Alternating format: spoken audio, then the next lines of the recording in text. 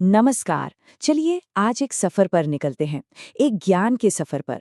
हम गोता लगाएंगे अखंड ज्योति के मई 2020 अंक में, जिसे प्रेरित किया है युग ऋषि पंडित श्री राम शर्मा आचार्य जी ने। ये सिर्फ एक पत्रिका नहीं, बल्कि एक ऐसी यात्रा है जो खुद से शुरू होती है और एक बेहतर दुनिया बनाने तक जाती है।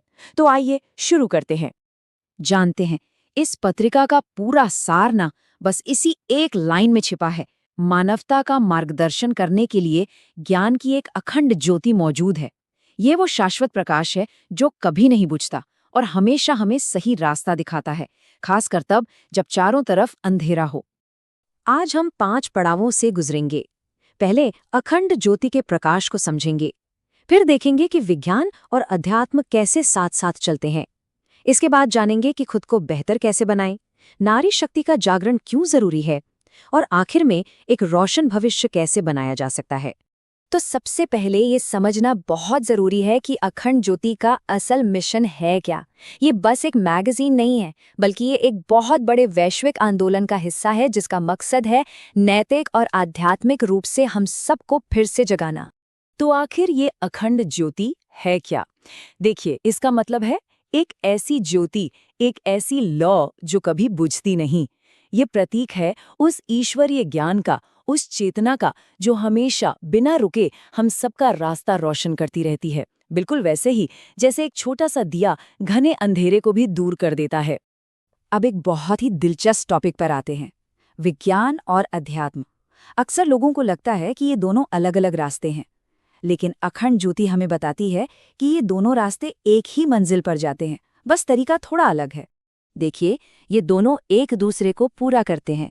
विज्ञान बाहरी दुनिया को देखता है, सबूत खोजता है और सवाल पूछता है कैसे। दूसरी तरफ अध्यात्म हमारे अंदर की दुनिया में झांकता है, अनुभव पर जोर देता है और सवाल पूछता है क्यों।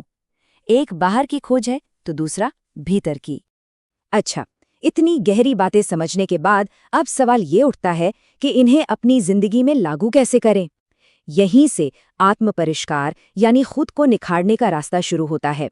ये वो सफर है जो हमें एक बेहतर इंसान बनाता है। इस रास्ते पर चलने के लिए 3 बहुत मजबूत स्तंभ हैं। इन्हें याद रखिएगा: साधना, स्वाध्याय और सेवा। साधना मतलब रोज अनुशासन के साथ अभ्यास करना।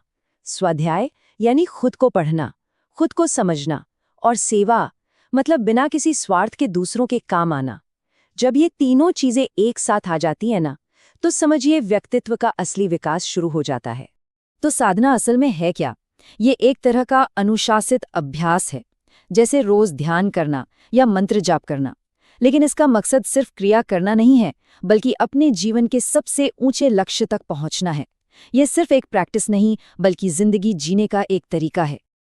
अब बात करते हैं एक बहुत ही अहम विषय की, नारी शक्ति का जागरण।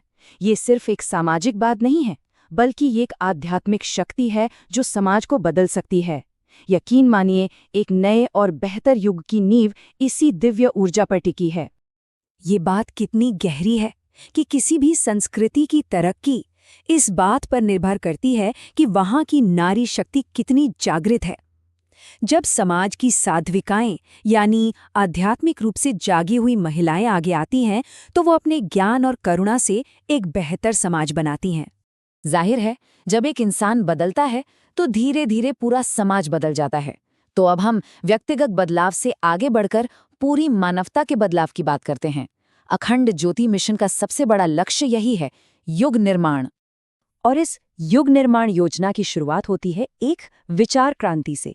मतलब हमारी सोच मैं से हटकर हम पर आ जाए।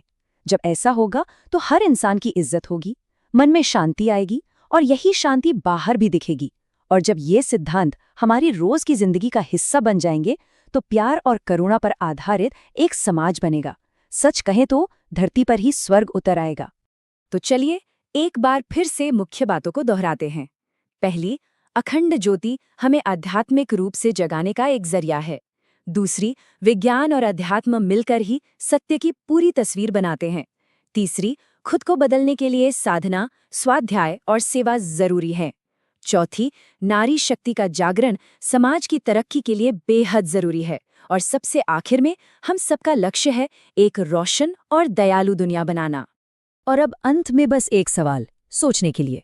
इस पूरे ज्ञान में से कौन सी एक चिंगारी ऐसी है जिसे हम सब अपनी जिंदगी में जलाकर एक मशाल बना सकते हैं? ये सवाल इस सोच के साथ हमें छोड़ जाता है कि इस ज्ञान को अपनी रोज की जिंदगी में